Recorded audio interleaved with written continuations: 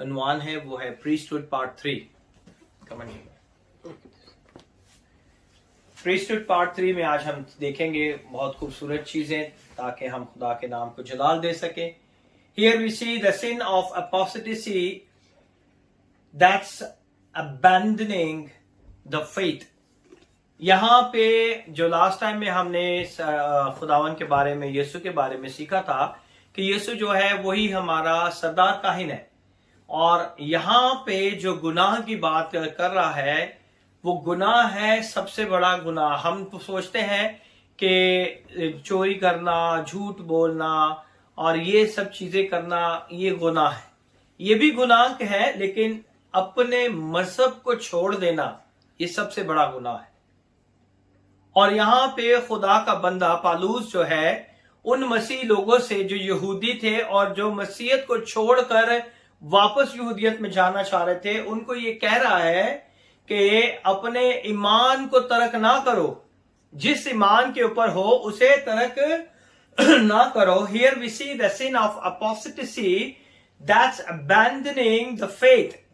He's not referring the sin of morality।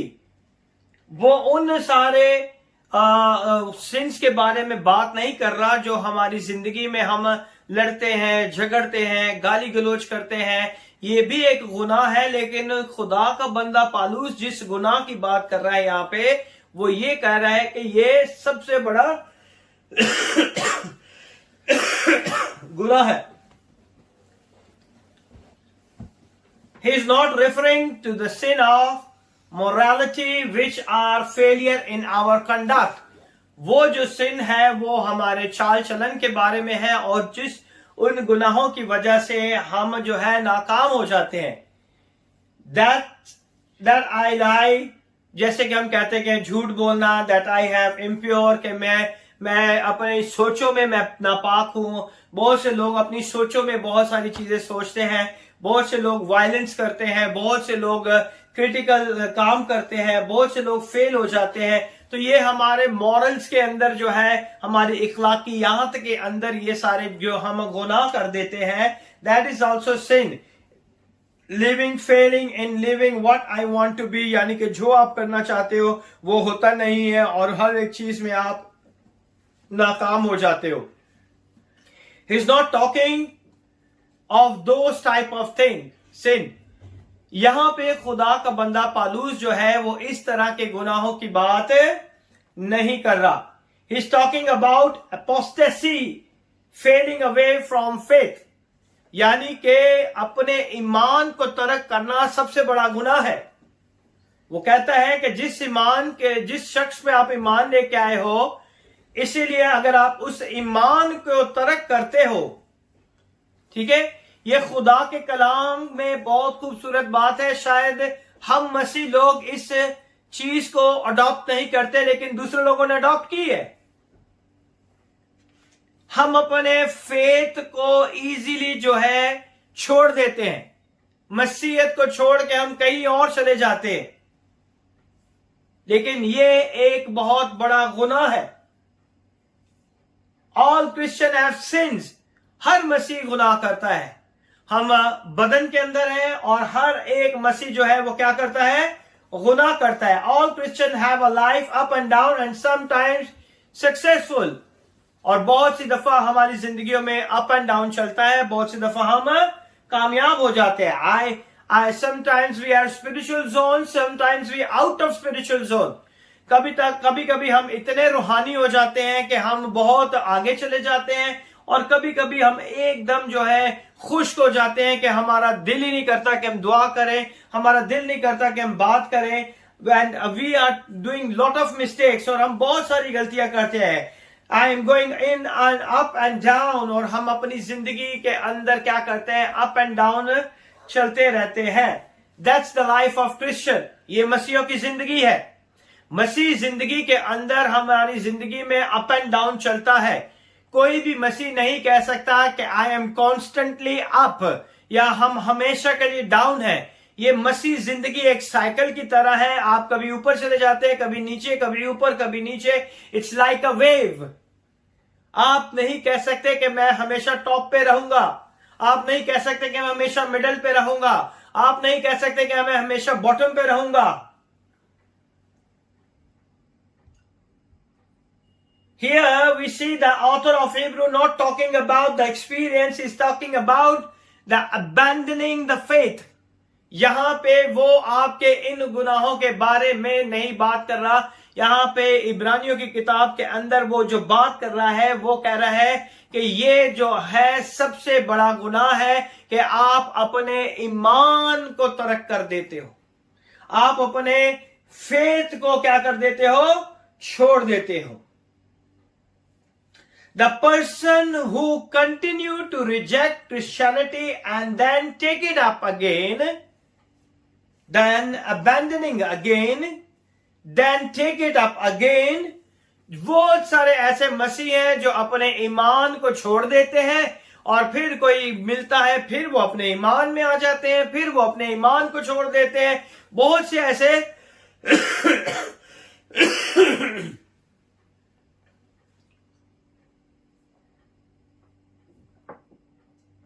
Sorry, हम लोग जो है दोनों बच्चे और मैं और मेरी मिसेस हम काफी सीखते पूरे हफ्ता, इसीलिए थोड़ी सी इंटरप्शन है। और आप मेरे लिए दुआ करें ताकि ये खुदा के कलाम को मैं अच्छी तरह बयान कर सकूं और यीशु के नाम को जलाल मिले।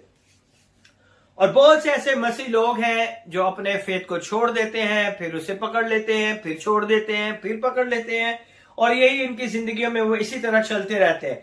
Eventually begin to trivialize the life and the faith of in Christ and become so hard। और फिर क्या होता है कि अपनी जिंदगी के अंदर वो उतराव चढ़ाव की वजह से वो इतने सख्त हो जाते हैं कि फिर उन्हें इस चीज की कोई भी परवाह नहीं है।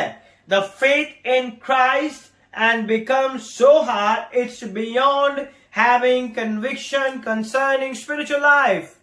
यानी कि अगर हमारा मसीह के ऊपर ईमान है और हम जो है उसके ऊपर ईमान रखते हुए भी उन बातों का यकीन नहीं करते जो खुदावन ने हमें करने को कहा है और दी है, तो फिर हमारा ईमान जो है उन बातों के ऊपर नहीं है।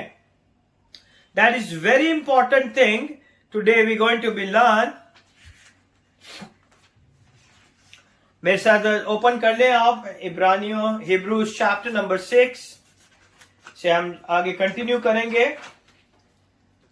You can't repent, his warning, and his warning is you can fall away and come back। वो कहता है कि तौबा तो आप कर लो, तौबा करना कोई प्रॉब्लम नहीं है, लेकिन बार बार आप ये जो अपने ईमान को छोड़ते हो, पकड़ते हो, छोड़ते हो, पकड़ते हो, इस बात के लिए वो आपको तंबी करता है, वार्निंग करता है, खबरदार करता है कि ऐसा ना करो।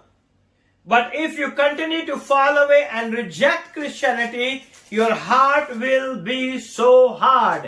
यानी कि अगर आप मसीहत को अपनी जिंदगी में कंटिन्यूसली रिजेक्ट करते रहेंगे, रद्द करते रहेंगे, धिक्कारते रहेंगे, तो फिर आपका दिल जो है वो सख्त हो जाएगा और उस दिल को बदलना बहुत मुश्किल हो जाएगा। And that you won't be able to find any reason that you want to be back। और ऐसे लोगों को वापस मसीहत में लाना जो है वो क्या है, बहुत ही मुश्किल है और बहुत ही नामुमकिन हो जाता है।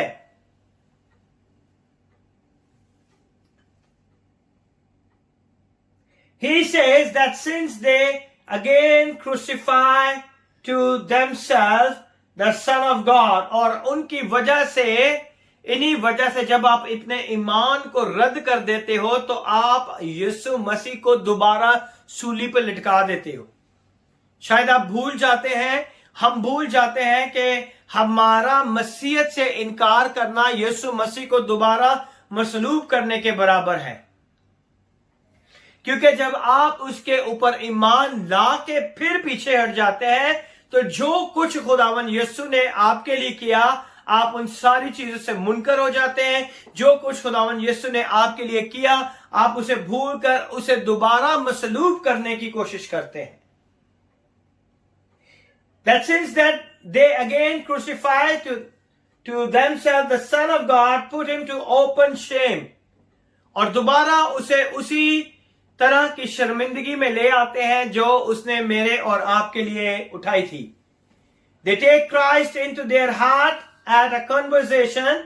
They taste the joy of salvation bought by the blood of Christ.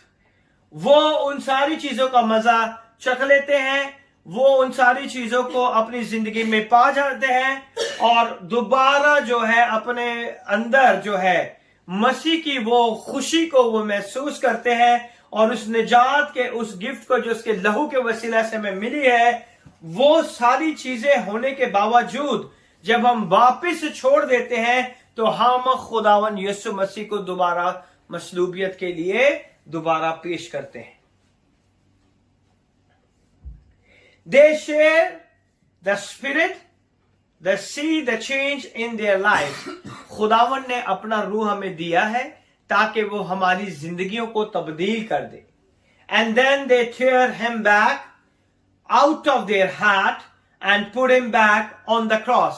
और वो क्या करते हैं, वो अपने दिल में से उस रूह को निकाल देते हैं, उसको फाड़ देते हैं, उसकी मोहब्बत का चकनाचूर कर देते हैं और उसे दोबारा क्या करते हैं, क्रॉस के ऊपर लटका देते हैं.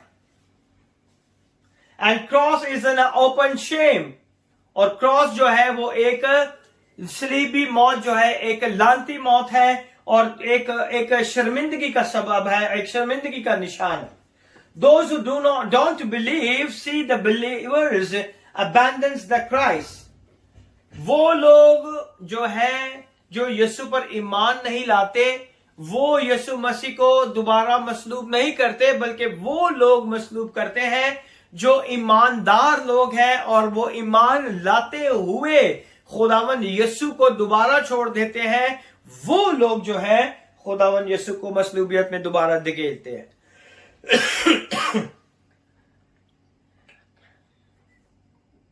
Give me the water, please. Give me the water.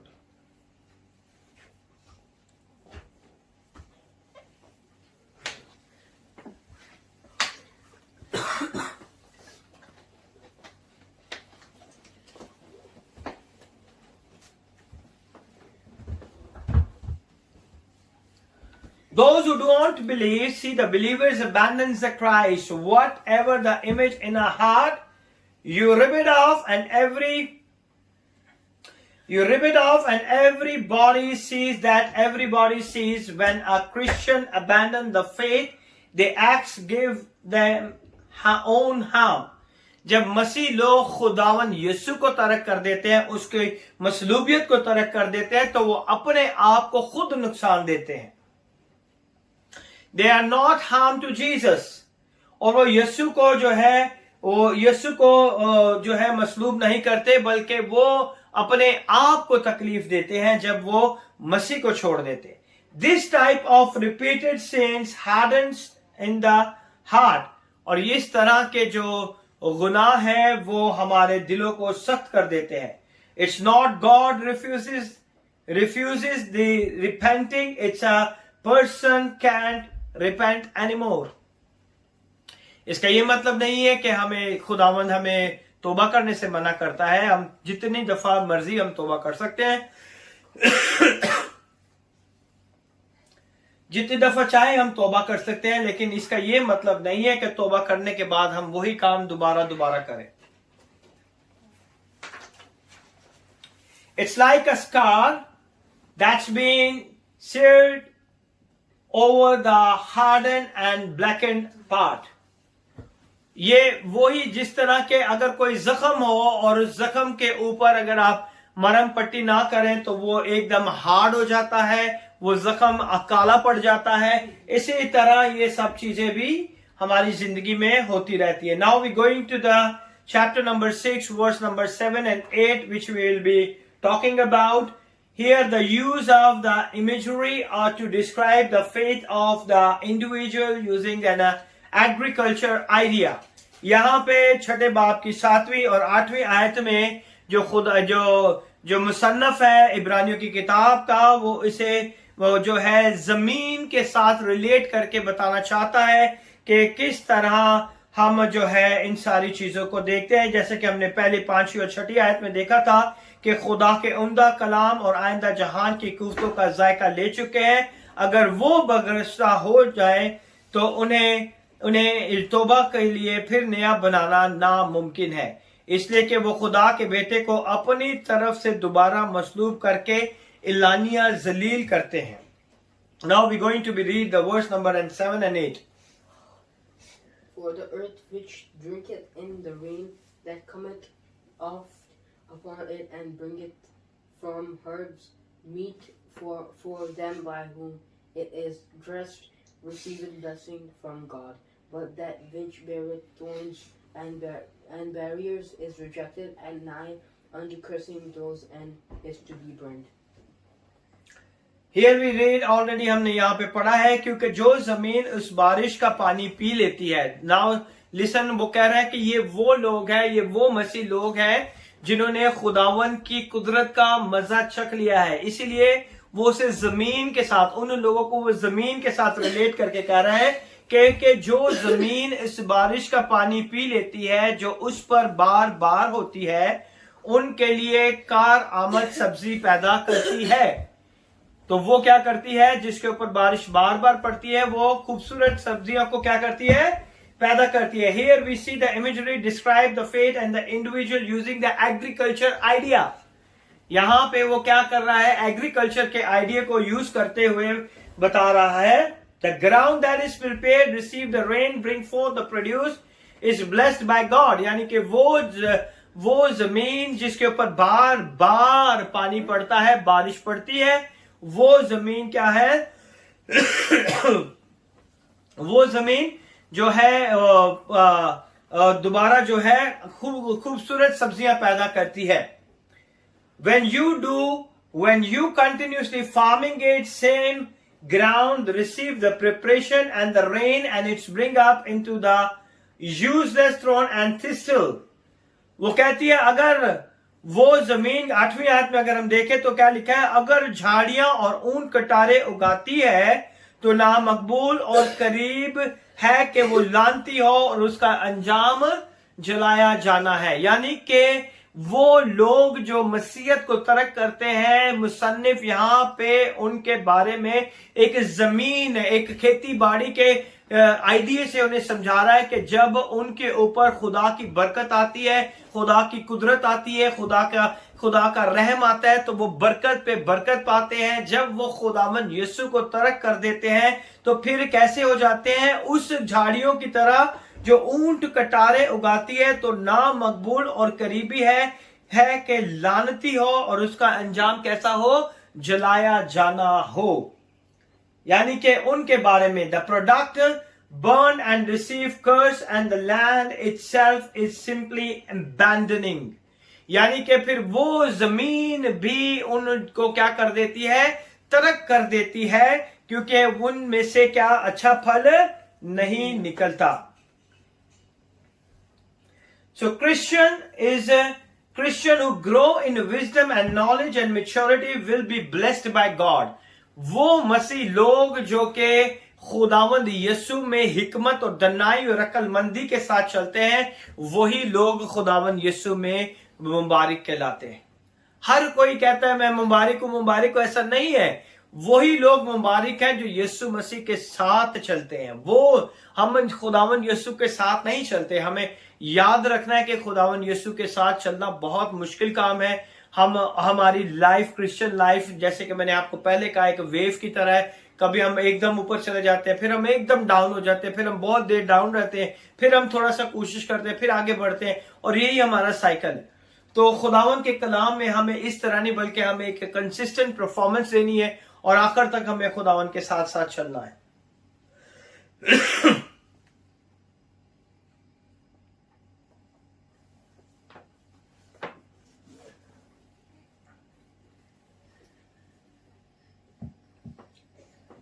If they continue rebel, continue fall back, continue refuse to produce good spiritual fruit, यानी कि वो लोग जो रूहानी तौर पे आगे नहीं बढ़ना चाहते और अपने आप को हमेशा खुदावन से दूर रखना चाहते हैं, उन जगहों से दूर रखना चाहते हैं जहां उनकी स्पिरिचुअल ग्रोथ हो रही हो, जहां वो स्पिरिचुअली बढ़ रहे हो और वो एकदम से वहां से हट जाए और एकदम से ऐसी जगह चले जाए जहां उनकी ग्रोथ खत्म होती जाए, तो फिर ऐसी जगह में खुदावन जो है उन्हें जो है वो उन्हें पनिश भी मिलती है. God said they will be punish, they will be abandoned, यानी कि वो लोग फिर सजा भी पाते हैं और खुदावन उन्हें तर्क भी कर देता है क्योंकि वो एक अच्छा जो है फल नहीं ला पाते.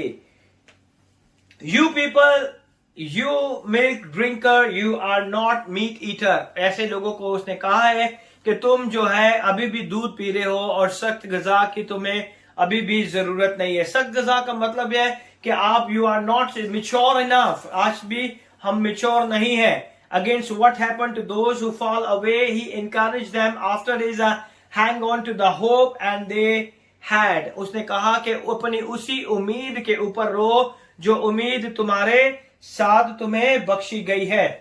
The verse number 9 and 12 we can read. But beloved, we are persuaded better things of you and things that accompany salvation, though we thus speak. और यहां पे वो कहता है बी फेथफुल. 9वीं आयत में देखें तो हमें पता चलता है even though he speaking harshly he is convinced, यानी कि पहले उसने बहुत सख्त वर्ड इस्तेमाल किए हैं लेकिन 9वीं आयत के अंदर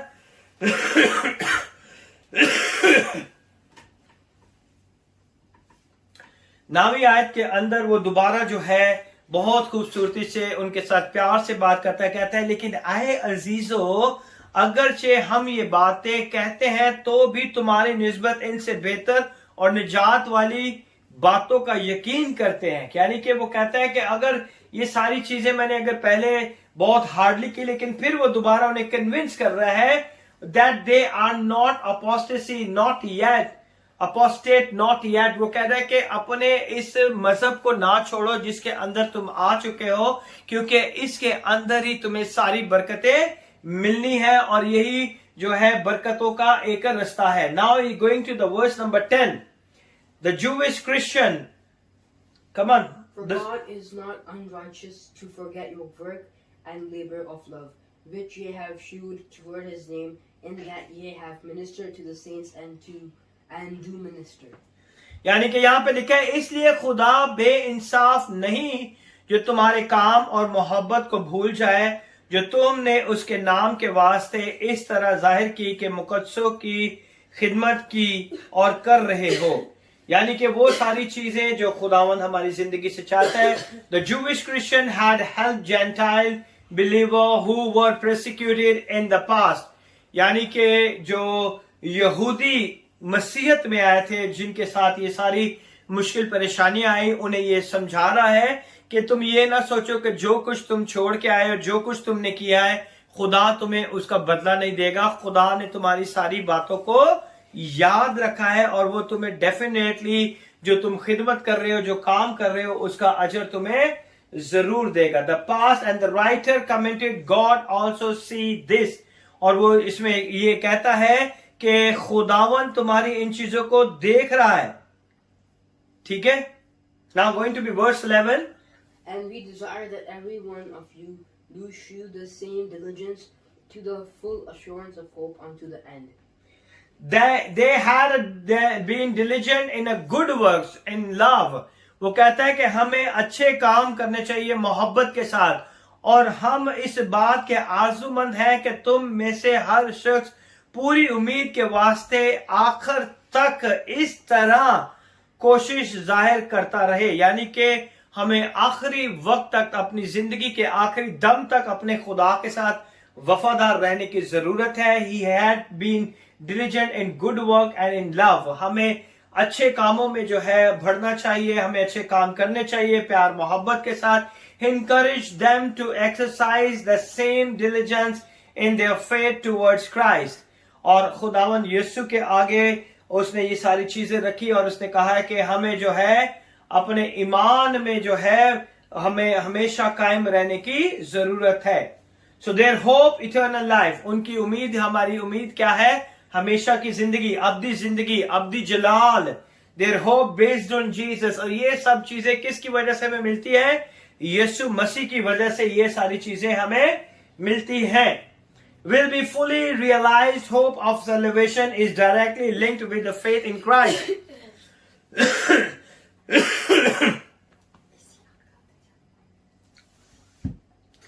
और यहाँ पे भी हमें पता चलता है कि ये सारी पूरी उम्मीद जो है जो हमें यीशु पे रखने की जरूरत है, और उसी यीशु के ऊपर उम्मीद रखने से हम जो है अपनी निजात को जो है हम पा लेते हैं. As faith is dimmed, अगर हमारा ईमान जो है कमजोर पड़ जाए तो हम कैसे हो जाते हैं? Verse number 12. That ye be not slothful, but followers of them who through faith and patience inherit the promises. और लिखा है they needed to him in order to inherit the promises, यानी कि उसने कहा है कि तुम्हें एक जो है मेरे वादे जो है वो तुम्हारी जिंदगी में जरूर पूरे होंगे. Those people were not sluggish and not lazy, और तुम्हें जो है सुस्त ना हो जाओ. वो कहता है कि तुम्हें सुस्त होने की जरूरत नहीं है, तुम्हें काहिल होने की जरूरत नहीं है. तुम्हें क्या करना है, बल्कि उनकी मानिंद बनो जो ईमान और तहम्मुल के बायस वादों के वारिस होते हैं. यानी वो कहता है कि जो ईमान तुम्हारे अंदर है उसी ईमान की वजह से तुम जो है इन सारे प्रोमिसेस को अपनी जिंदगी में ले आ सकते हो. He talks about past heroes, वो जो है पुराने अहदनामे में जो ईमान के जो हीरोज थे वो उनके बारे में बात करता है. He talks about their names also, वो जो है 11वें चैप्टर में अगर हम जाएंगे तो हमें पता चलेगा वो उनके नाम से उन्हें पुकारता है और उनकी बातें बताता है कि किस तरह वो ईमान में मजबूत थे. We see the hero of faith. कौन है ईमान में सबसे बड़ा हीरो? कौन था? Ibrahim.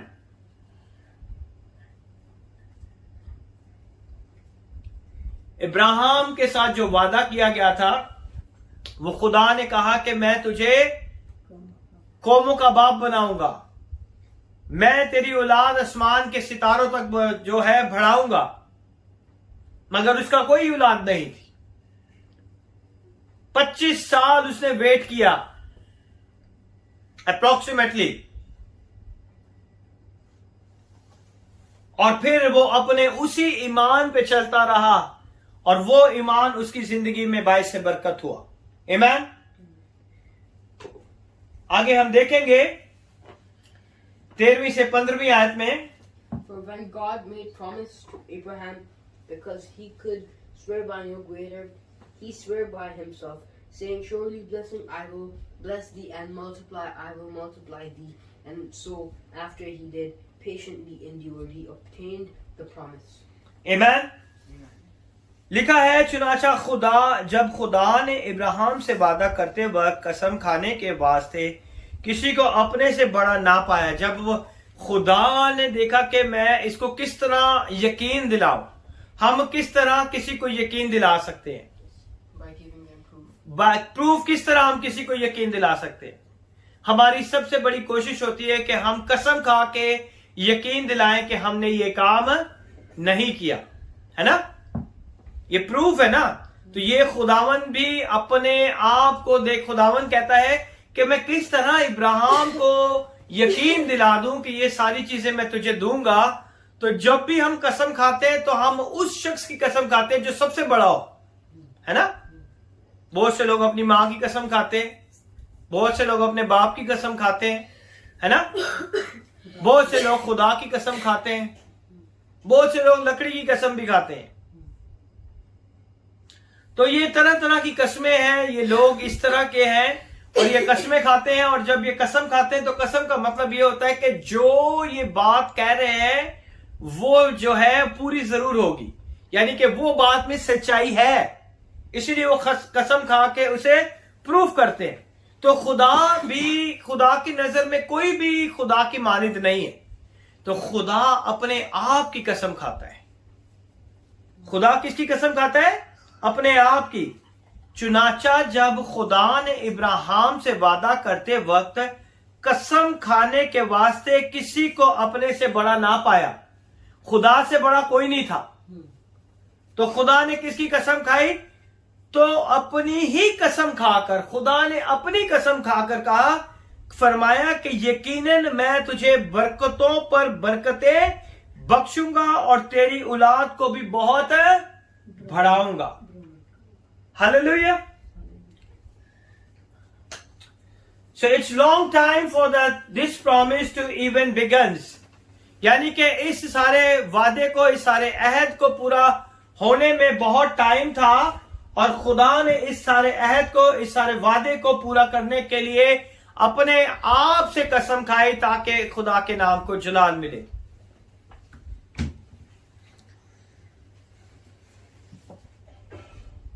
So Abraham, he waited a lifetime before Isaac was born.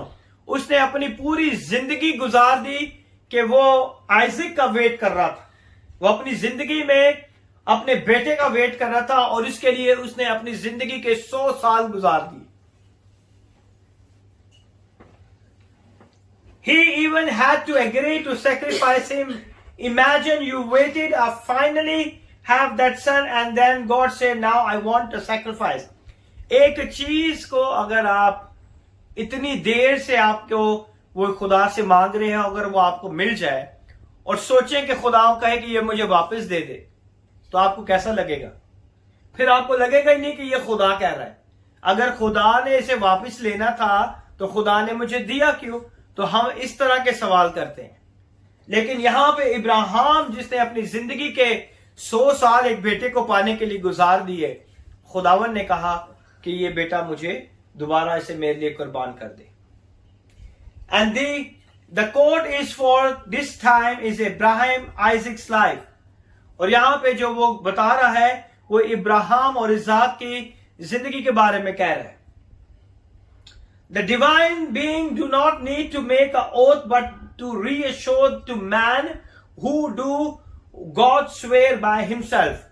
इंसान जो है वो इतनी जल्दी किसी का ऊपर ईमान नहीं लेके आता या किसी की बात पे यकीन नहीं करता जब तक कोई उसे कसम खिलाकर जो है यकीन ना दिलाया जाए. अगर कोई कहे कि मैं आज तुमसे ये करूंगा, तो क्या करते हैं? या तो हम एग्रीमेंट साइन करते हैं. अगर एग्रीमेंट साइन ना करें तो हम कहते हैं कि चले आप कसम खा लें जी, हम आपकी बात पर यकीन कर लेंगे. ठीक है? तो बहुत से लोग झूठी कस्में भी खा जाते हैं, बहुत से लोग नहीं खाते क्योंकि वो डरते हैं खुदा से, और वो ये कोशिश करते हैं कि हम कसम ना खाएं. लेकिन यहां पे खुदा जो है अपने आप की कसम खाकर इब्राहिम से कहता है कि मैं तुझे जरूर बरकत दूंगा. वो ये सोचता है कि मैं, खुदा ये कहता है इब्राहिम को कि मुझसे बड़ा कोई नहीं है, इसलिए मैं अपनी कसम खुद खा के इस बात की तुझे गारंटी देता हूं कि मैं तुझे बरकतों पर बरकतें दूंगा और तेरी औलाद को बहुत बढ़ाऊंगा. और इस तरह सब्र करके उसने वादा की हुई चीजों को हासिल किया. और इसी तरह सब्र से उसने क्या किया? वादा की हुई चीजों को हासिल किया. अगर आज मगर मेरे बच्चे मुझसे कोई चीज मांगते हैं तो मैं कहता हूं मैं ला के दूंगा. अगर वो डिले हो जाए तो वो कहते हैं नहीं पापा ने झूठ बोला, अभी तक ला के नहीं दिया, है ना? ऐसा ही है ना? लेकिन इसका यह मतलब नहीं है कि मैंने ये कहा कि मैं नहीं ला के दूंगा. तो इसी तरह जो है छोटी छोटी चीजें हैं जो आज हमें सीखनी है. खुदावन भी यहां पर जब इब्राहिम से बात कर रहा है तो खुदा इब्राहिम को कह रहा है कि अब इब्राहिम जो है वो खुदा की बात पे यकीन नहीं कर रहा. शायद बच्चे भी इसी तरह बात बहुत सी दफा जो है शायद अपने माँ बाप की बात पे यकीन ना करते हो कि शायद मेरी माँ झूठ बोल रही है, शायद मेरा बाप झूठ बोल रहा है ना? ऐसे ही है ना कि मैंने तो ये चीज मांगी थी, मुझे तो अभी तक ला के नहीं दी. थिंक अबाउट इट, 25 ईयर्स खुदा खुद उससे बात करके 25 साल के बाद उसे वो बरकत दे रहा है. और हम एक हफ्ता भी वेट नहीं करते और हम कहते हैं हमारा बाप झूठ बोल रहा है, हमारी मां झूठ बोल रही है ना? ऐसे ही है ना? देन व्हाट गॉड डिड, खुदा को पता था कि मैं अब ये इब्राहिम तो मेरी बात पे यकीन नहीं करेगा, तो खुदा ने अपने आप की कसम खा के उसे यकीन दिलाया कि भाई मैं अपनी कसम खाता हूं कि मैं तुझे बरकत पे बरकत दूंगा. फिर इब्राहिम ने क्या किया कि उसने उस पर यकीन किया और सब्र के साथ उसने अपनी सारी बरकतों को क्या किया? हासिल किया.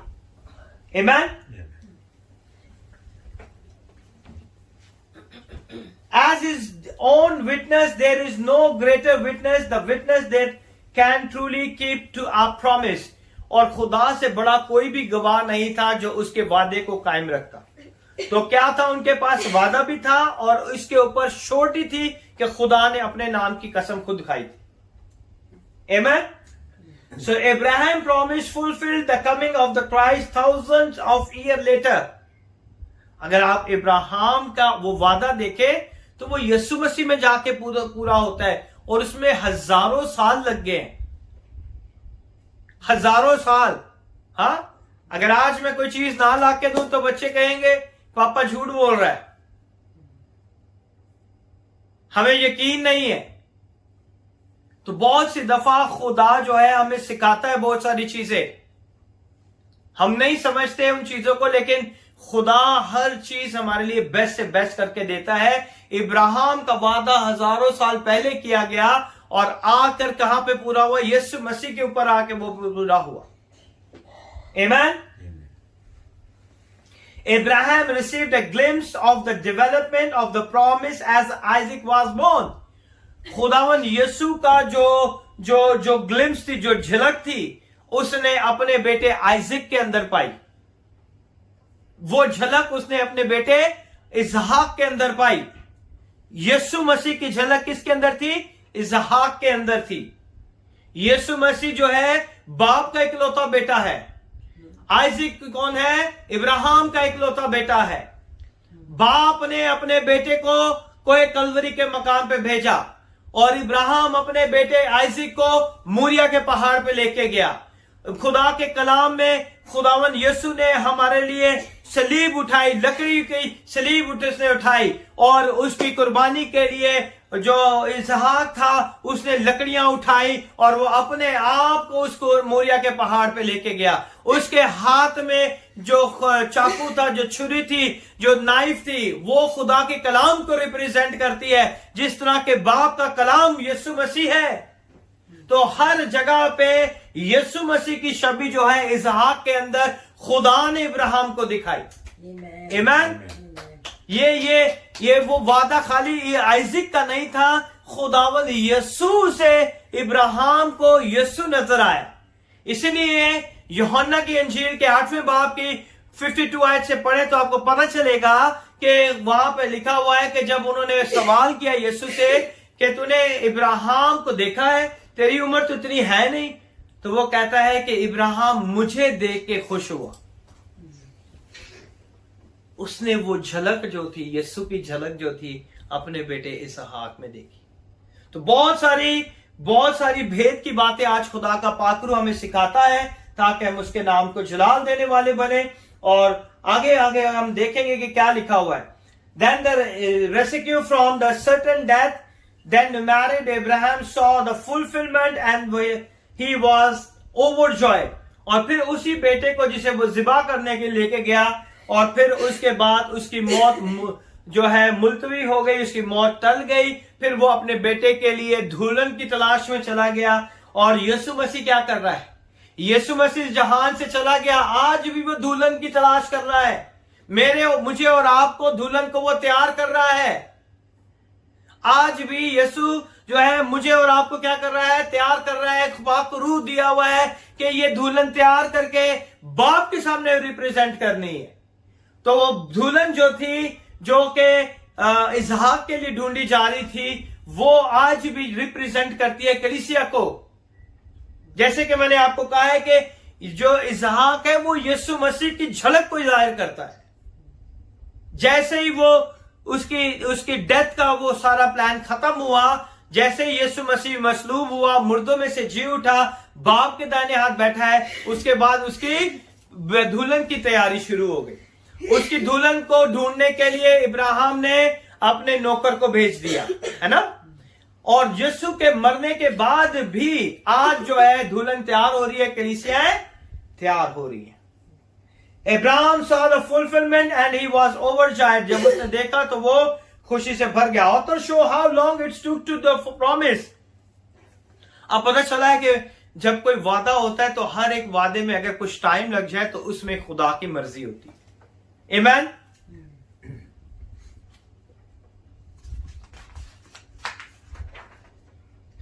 Look at Abraham went through a finally God fulfillment his promise to him।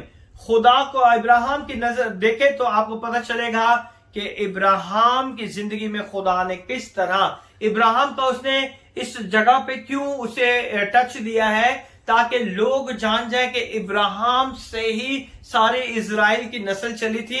अगर उनके बाप के साथ, उनके दादा के साथ, उनके हेड के साथ, उनकी फैमिली के सरबराह के साथ अगर खुदा ने इस तरह वादा किया और इस तरह से बरकत दी है, तो आज अगर थोड़ी सी तकलीफ मसीह लोग इस बर्दाश्त कर रहे हैं और वो अपने ईमान को छोड़कर मसीहत को तर्क कर रहे हैं, तो ये खुदावन को पसंद नहीं है।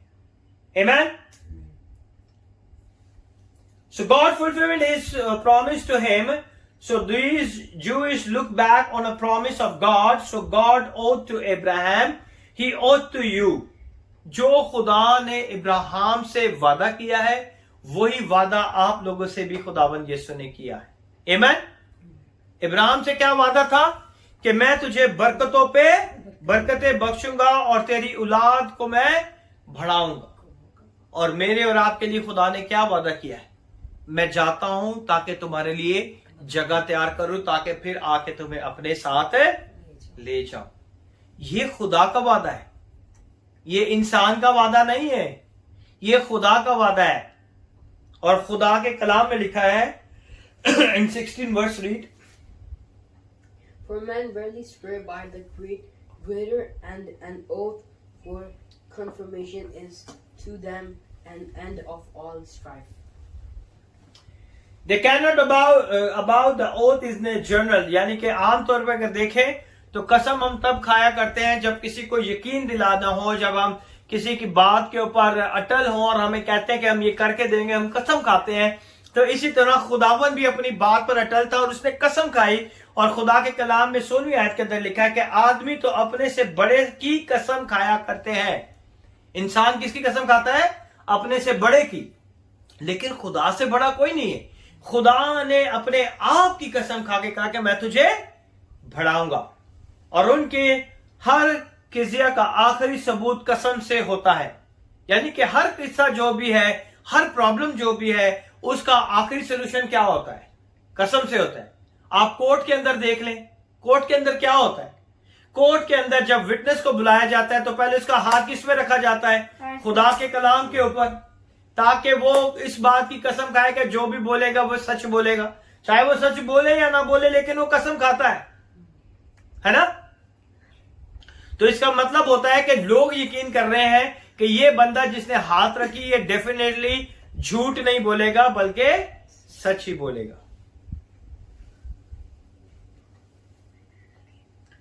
We swear before our parents or the state or the God. अगर हमने अपने माँ बाप को कोई यकीन दिलाना हो तो हम किसकी कसम खाते हैं? अपने माँ बाप की कसम खाते हैं, किसी बड़ी चीज की कसम खा लेते हैं, है ना?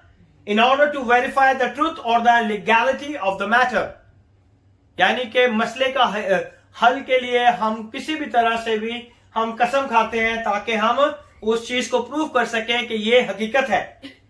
When there is a dispute or a bargaining, once the oath is taken, और जब कोई भी मसले का हल नहीं हो रहा तो उस मसले के हल के लिए फिर वो आखिरी जो कुलिया इस्तेमाल किया जाता है वो कसम थी, जो कि कसम खा के कहा जाता था कि अब इसके आगे जो है हम कुछ नहीं कर सकते।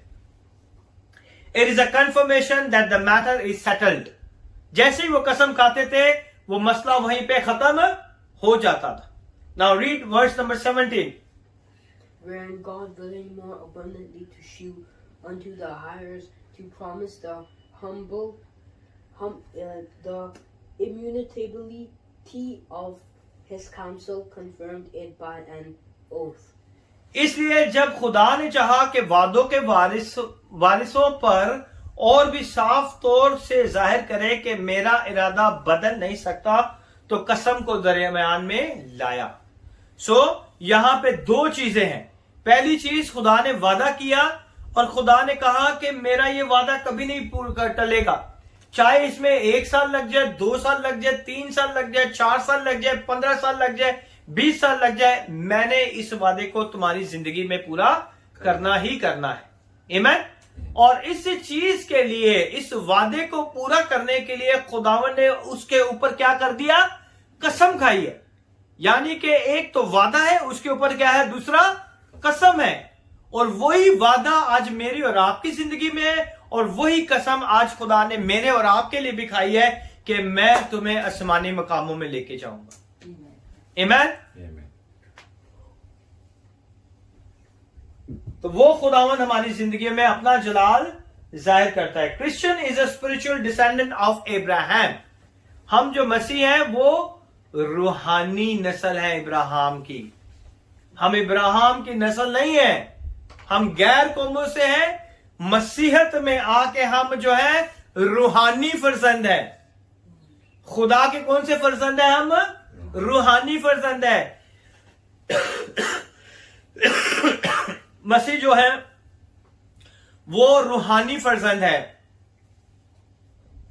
हम इब्राहिम के नस्ल में से नहीं है, लेकिन इब्राहिम में हो के हम इब्राहिम के रूहानी क्या हो जाते हैं?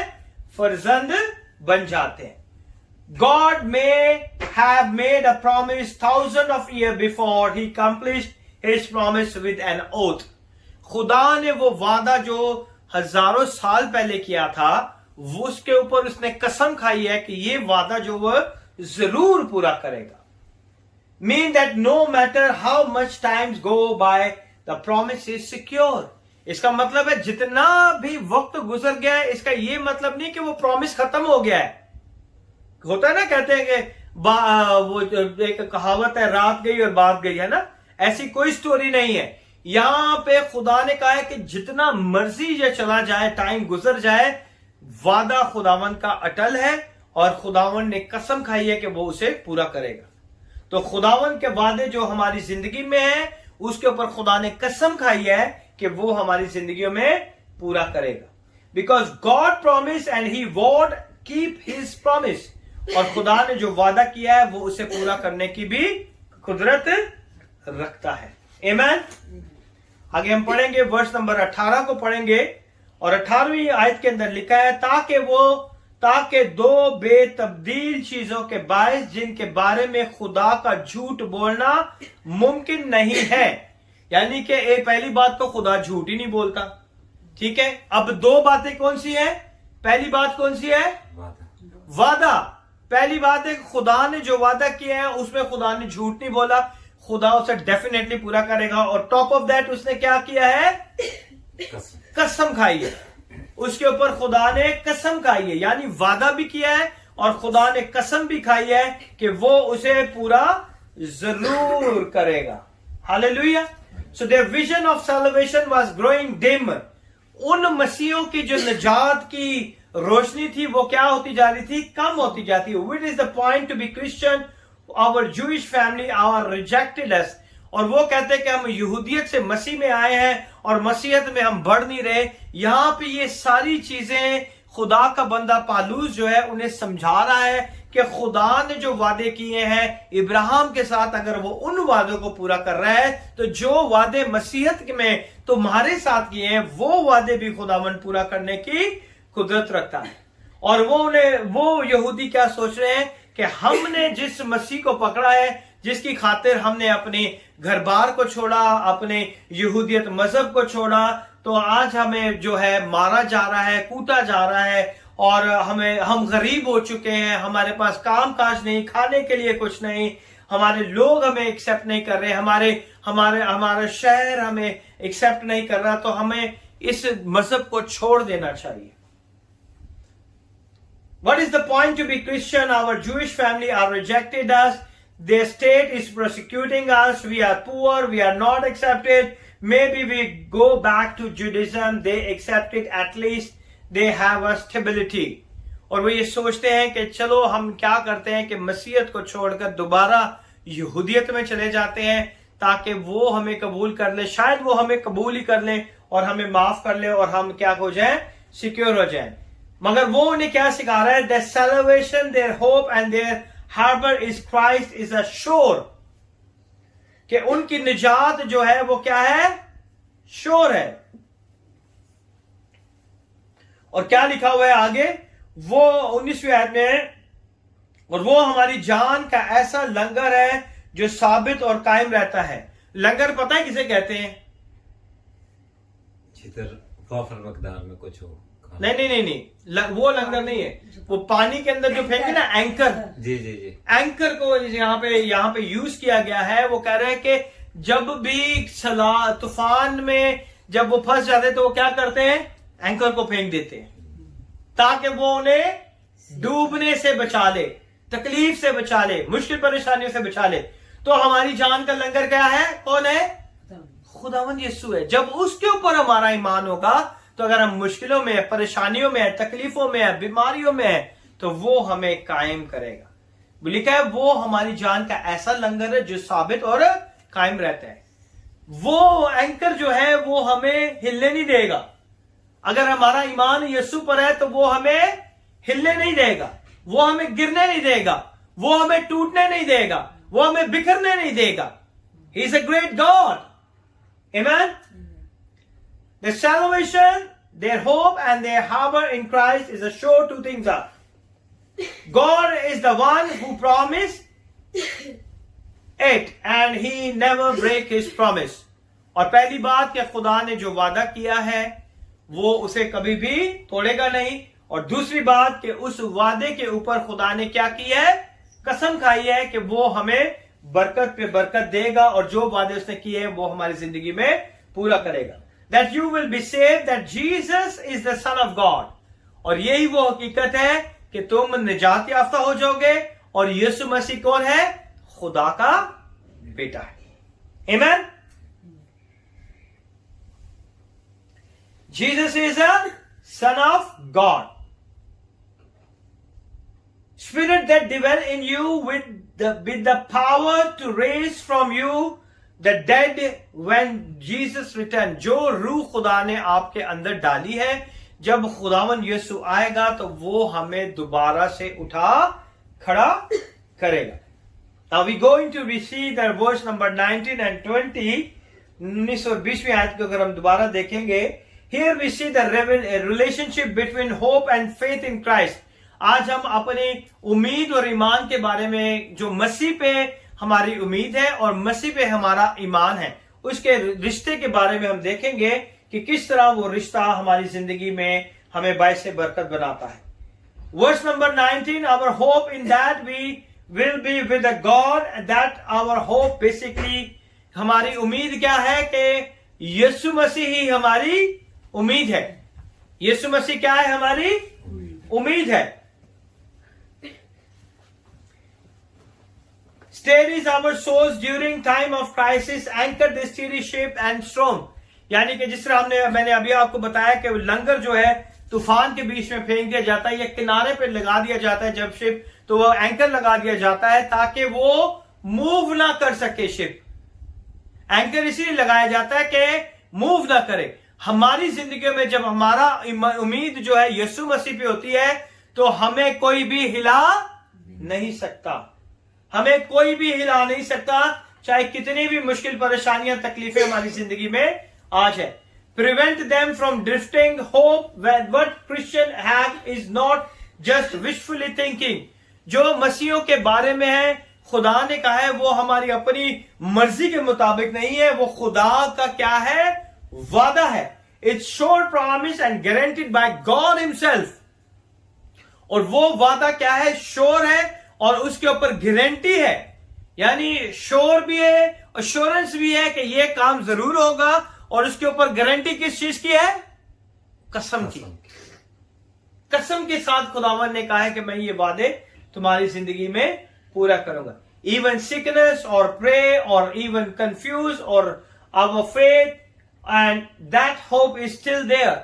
हमारा ईमान रहे या ना रहे, हम बीमार हो या तंदुरुस्त हो, हम दुआ करें या ना करें, यीशु वहीं पर कायम है।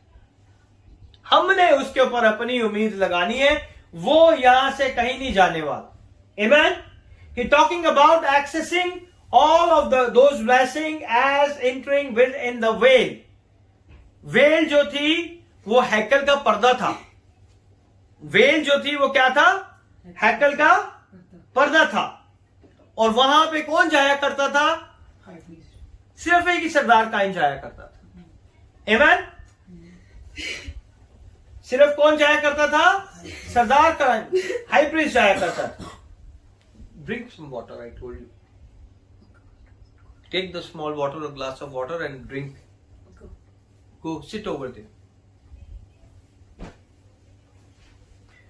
The veil that he talking was the veil that was in the temple where the Jewish worship.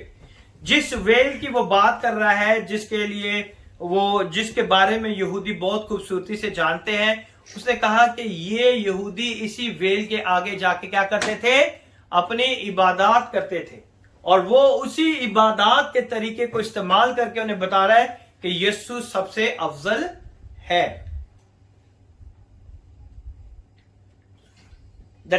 The temple is the holy of holy was divided into 2 compartments. जो पाक-तरीन मकाम था उसके 2 हिस्से थे। एक के अंदर जो था काहिन जो था अपनी सारी खिदमात को अंजाम देता था, और उसी के अंदर एक पर्दा लगाया गया था जहां पे सरदार काहिन साल में सिर्फ एक बार जाया करता था। One compartment where any qualified priest could enter. वहां पे कोई भी काहिन जो था, जो क्वालिफाइड था खिदमत करने के लिए, उसे इजाजत थी कि वो वहां पे जा सके and serve at any time, and other part called the Holy of Holies was separated by veil. यानी कि एक ही ये हिस्सा है और इसके अंदर 2 पार्ट लगा दिए गए हैं। एक को सेपरेट कर दिया गया है और दूसरे के अंदर पर्दा लगा दिया गया है, ताकि इस जगह पे जो होलीएस्ट ऑफ होली की जगह है वहां पे कोई भी एंटर ना हो सके। आमीन। Only enter once per year by the high priest, only on the day of atonement. वो कफारे के दिन सिर्फ साल में एक ही बार जाया करता था और उस पर्दे के अंदर जाके खुदा की हजूरी में लोगों के गुनाहों को उठा के लेके जाता था। अगर आपने ये पोस्टर देखा हो तो यीशु मसीह कई जो है कंधे के ऊपर सलीब है जो कि सरदार काहिन को रिप्रेजेंट कर रहा है। ये पोस्टर के ऊपर जो लगाया गया है, इस टॉपिक का जो पोस्टर है जिसके ऊपर इमेज के अंदर जो है एक यीशु को दिखाया गया कि उन्होंने अपने कंधे पे सलीब को उठाया। सलीब जो है कुल दुनिया के गुनाहों को रिप्रेजेंट करती है और सरदार काहिन उसे उठा के लेके जा रहा है। वो हमारे गुनाहों को उठा के लेके जा रहा है। आमीन। And he could go and make sacrifice. This is the place God developed all the symbols. Architects in the temple reinforced the concept that man could not enter and be with God.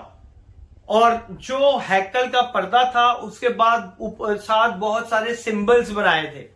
खुदा ने बहुत सारे निशान दिए थे कि ये निशान देना, ये निशान रखना, ये निशान रखना, ताकि लोगों को याद रहे कि इस पर्दे के उस तरफ हमने नहीं जाना।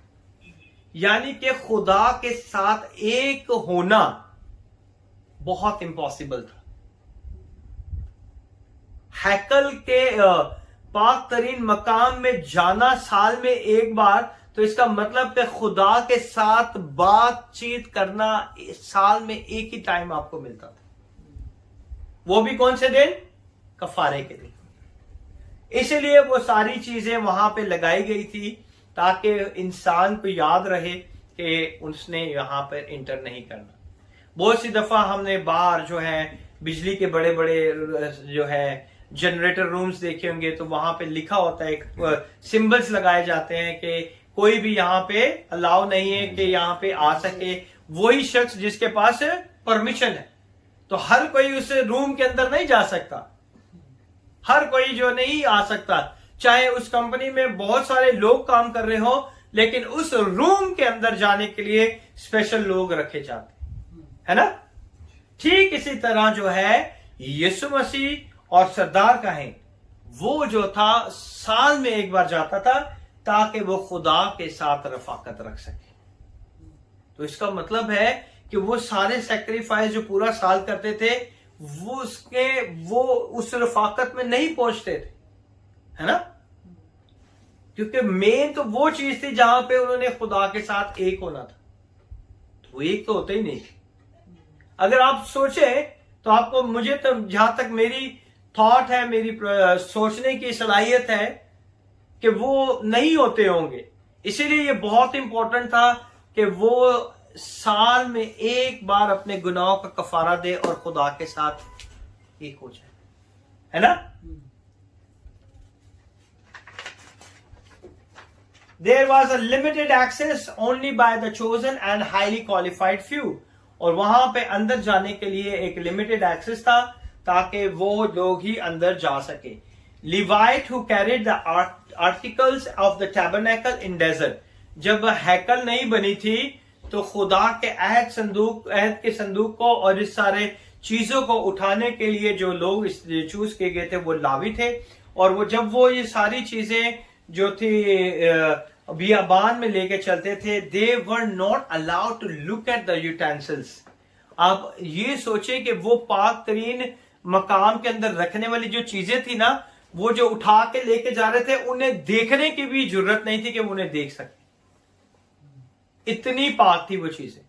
यानी कि अगर आपको मैं कोई चीज दूं कि ये उठा लो, तो आप तो चाहोगे कि मैं इसे देखो इसके अंदर है क्या, लेकिन उनके अंदर उन्हें पता था कि अगर हमने देखा तो कहीं हम मर ना जाए।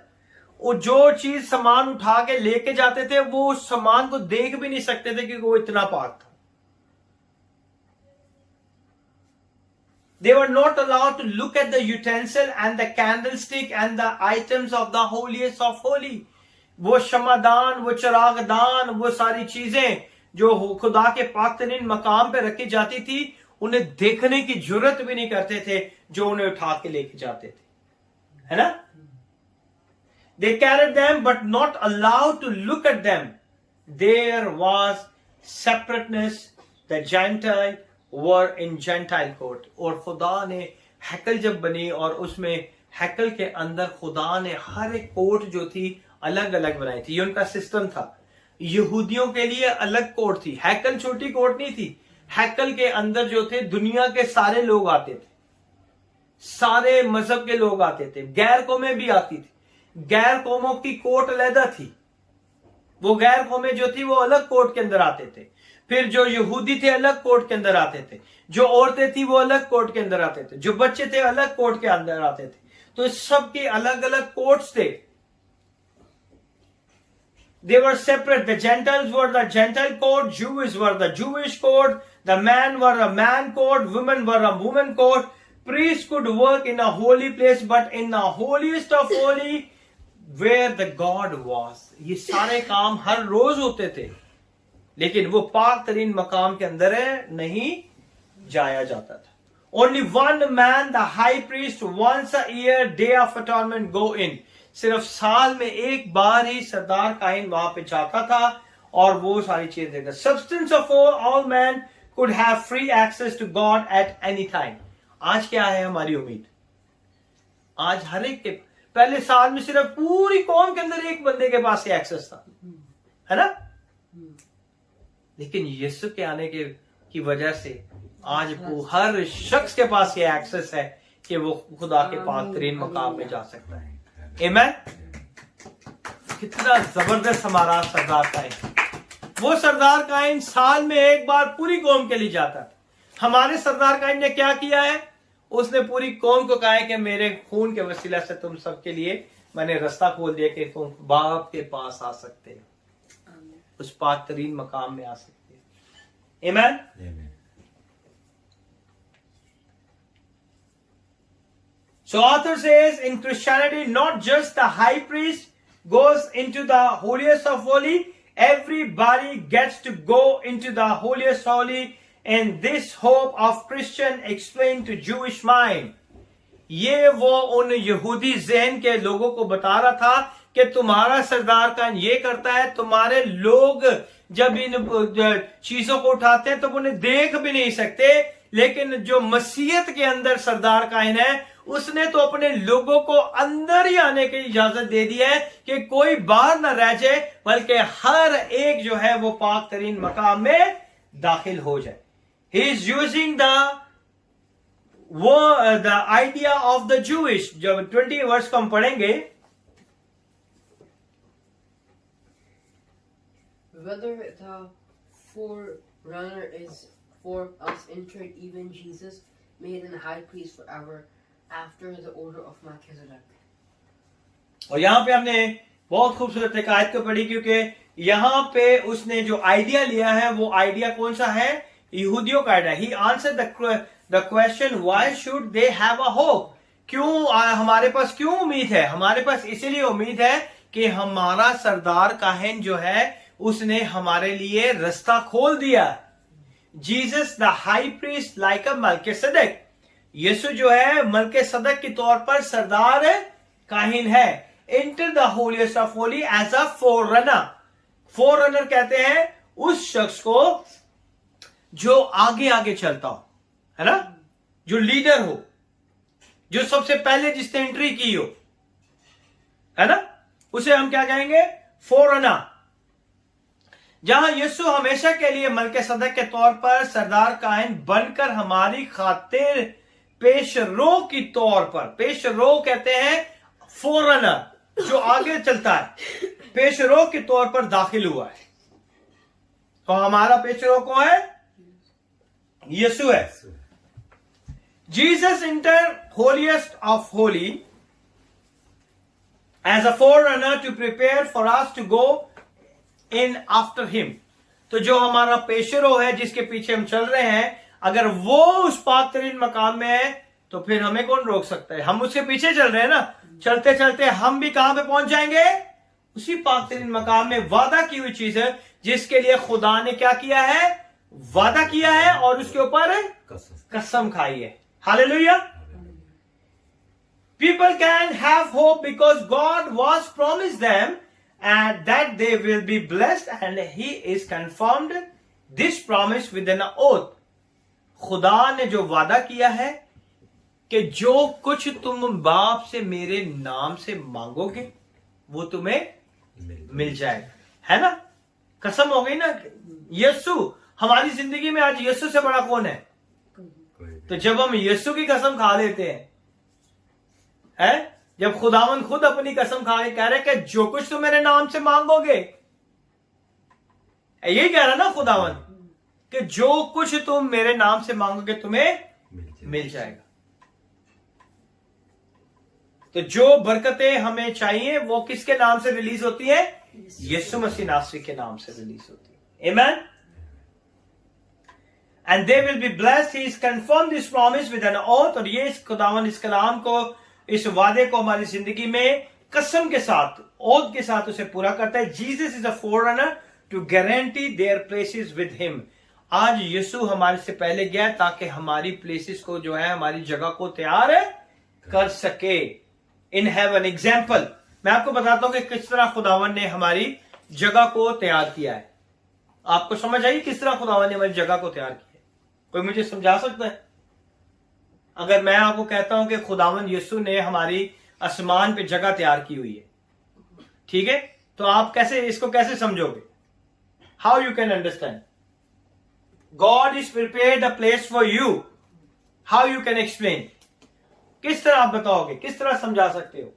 क्योंकि खुदा के कलाम में इसने कहा कि मैं जाता हूँ ताकि तुम्हारे लिए. एग्जाम्पल दो मुझे, किस तरह आप समझाओगे? ये तो लिखा हुआ है खुदा के कलाम में, ये तो सबको पता है. Jesus took the building blocks and he's making house for us.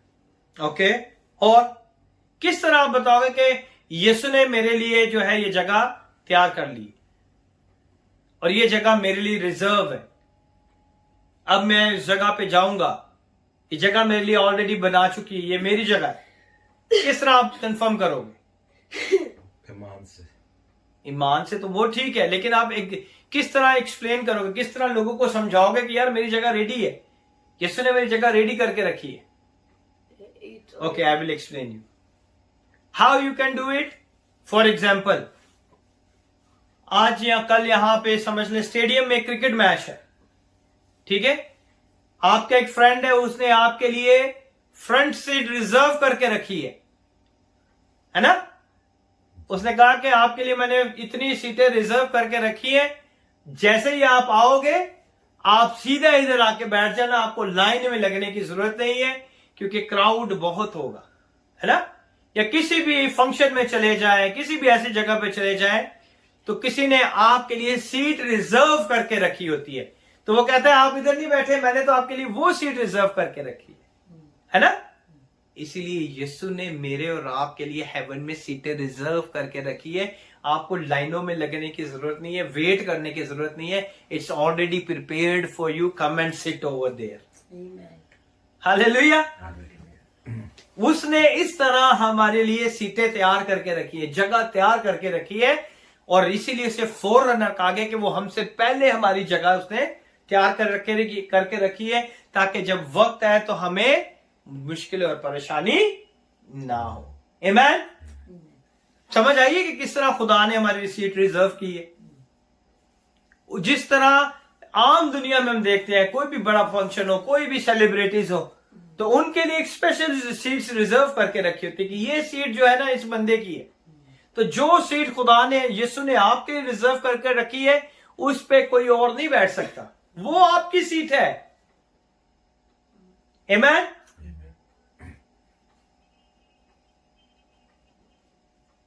It's called as someone holding a place for you, so long as the faith remains in Christ. आज खुदा ने हमारे लिए जो जगह तैयार रख करके रखी है, सिर्फ हमें उसमें क्या करना है, हमें सिर्फ अपनी उम्मीद और अपने ईमान को यीशु के ऊपर रखना है। तो आपकी वो जगह जो है कोई भी नहीं दे सकता, वो जगह खुदा ने ऑलरेडी आपके लिए साइन कर दी है। आमीन। When faith begins to fade, so does the promise begin to fade. यानी कि जब आपका ईमान यीशु पर कमजोर होता जाएगा, तो वादा किस तरह पूरा होगा आपकी जिंदगी में, है ना। हम करते कुछ नहीं है, लेकिन हमारी डिमांड बहुत होती है, ऐसे ही है ना। हमारा ईमान यीशु पर नहीं है, लेकिन हम ईमान की हुई चीजें यीशु से मांग रहे, कैसे पूरी होंगी। समझ गए आप मेरी बात को। We need to remain faithful as a Abraham. इसीलिए यहां पे इब्राहिम की इस मिसाल को डाला गया, ताकि समझ सके कि खुदा के साथ वफादार रहना बहुत जरूरी बात है। खुदा पर उम्मीद रखना, ईमान रखना बहुत इंपॉर्टेंट चीज है। उसने कहा देख लो, ये तुम्हारा ही जूश लीडर है ना, यहूदियों का बाप है ना, यही इब्रानियों का बाप है ना, ये तुम्हारा ही है। अगर वो इतना सब्र कर सकता है, ईमान रख सकता, तो तुम क्यों नहीं। He assured them and their faith in Jesus will result in their hope of salvation. जब तुम्हें यकीन हो जाएगा तुम्हारी निजात का, तो तुम्हारी उम्मीद जो है वो निजात के ऊपर आ जाएगी, तो खुदा तुम्हें तुम्हारी बरकतें भी दे देगा।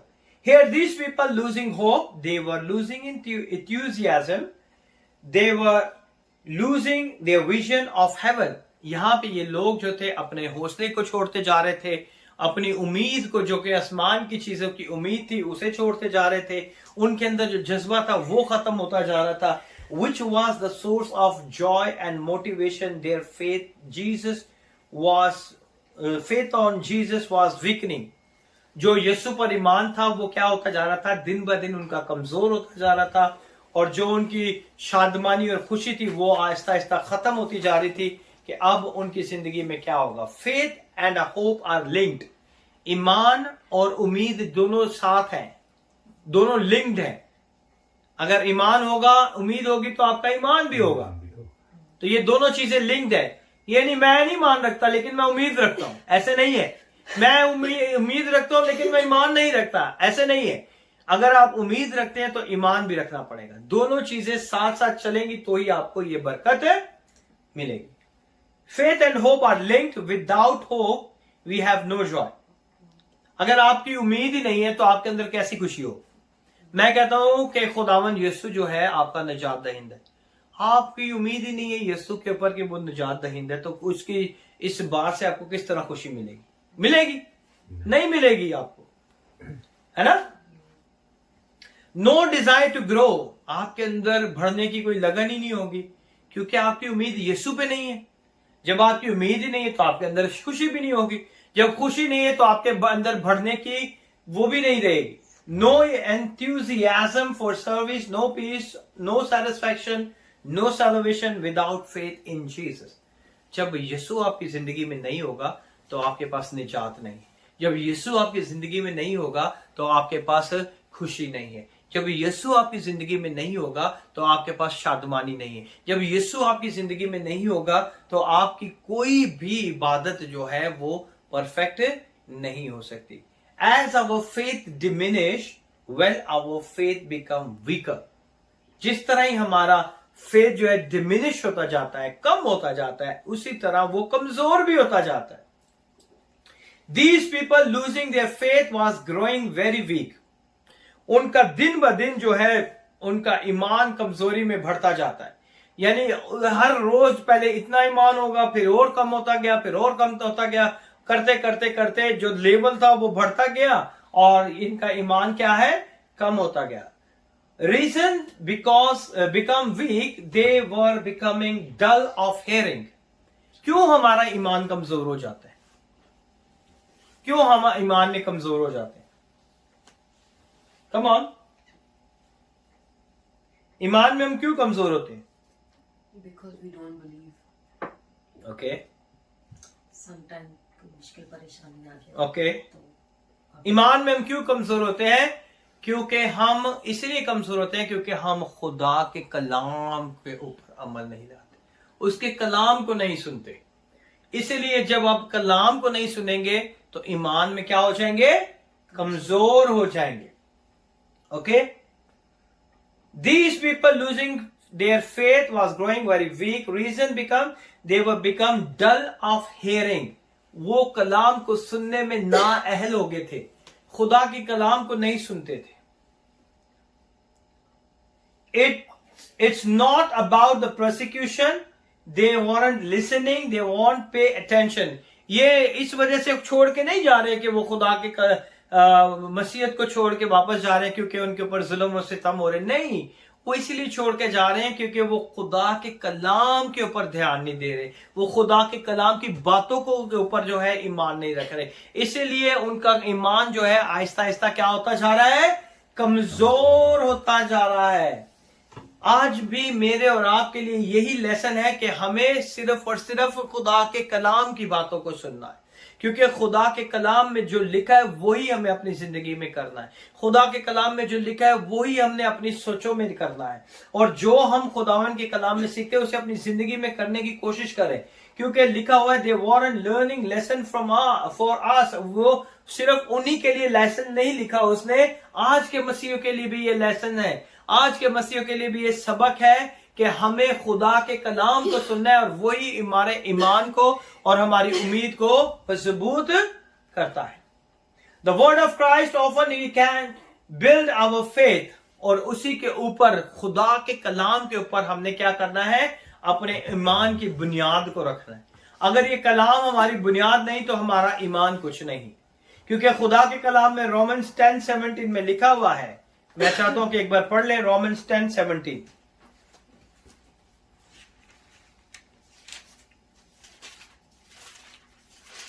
Romans 10 verse number 17।